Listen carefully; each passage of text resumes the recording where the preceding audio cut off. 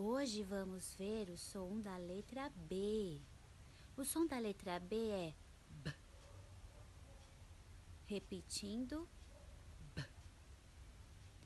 Agora é a sua vez. O desafio é você agora gravar um vídeo falando uma palavra que inicie com o som da letra B. E hoje também você vai escrever a palavra babá, que tem o som das duas letrinhas que nós já aprendemos. Preste atenção. Ba, ba. Agora com o som, através do som, você vai escrever a palavra babá.